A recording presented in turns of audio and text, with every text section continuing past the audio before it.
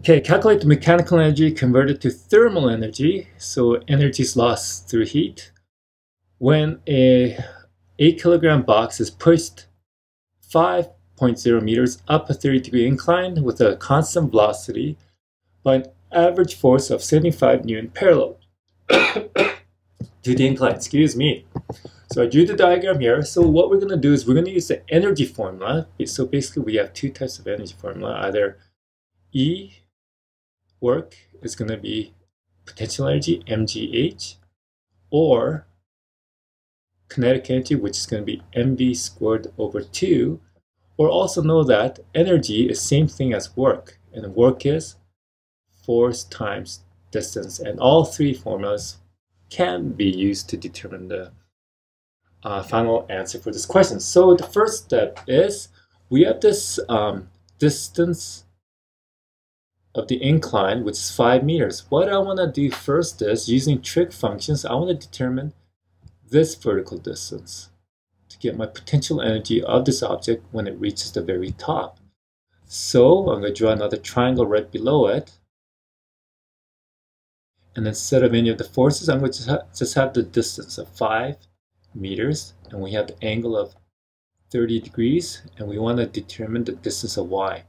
So what we're going to do is we're going to use a trig function. So opposite over hypotenuse is going to be sine of 30 degrees is equal to y over 5 meters.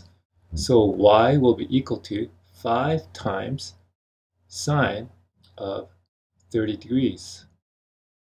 So when we plug that into the calculator, that will give us a distance of 2.5 meters. So what we can do is we can determine the potential energy of the object at the top of the incline, or the energy required to push this mass up a vertical distance of 2.5 meters. So EP will be equal to mgh. So the mass was given as, what was the mass? 8 kilograms multiplied by the acceleration due to gravity, which is 9.81, and to the total distance of 2.5 meters.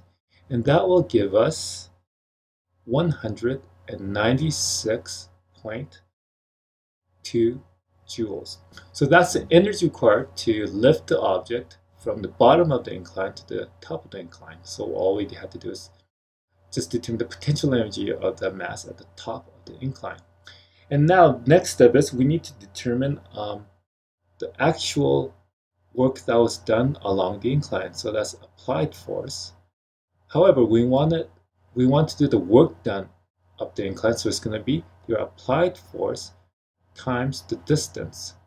And the applied force was 75 newtons multiplied by the total distance of 5 meters. And we plug that into the calculator, it gives us a value of 375 joules. So by just looking at the values, we know that the actual work done on that mass up the incline is much greater than the actual work needed to push that mass up the incline. Therefore, the difference of that is going to give us either the work lost due to friction or thermal energy. And in this case, we're trying to determine the thermal energy.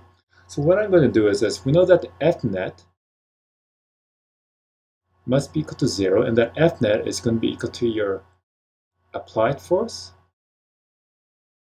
minus your Fg minus your Ft. And I'm going to rewrite that in terms of work. So the net work is equal to your work done on the object minus your potential energy minus work due to thermal energy. And this must be equal to 0. So we want to solve for Wt. Just scroll this down here. So that's going to be, we know that work net has to be equal to 0, so I'm going to put work net on the opposite side. So Wt, work done by thermal energy, will be equal to Wa minus Wf. P. We know that the applied work was 375 joules minus the potential energy of the object, which is 196.2 joules. And that gives us a value of 178.8 joules. So the work lost due to thermal energy is 178.8 joules.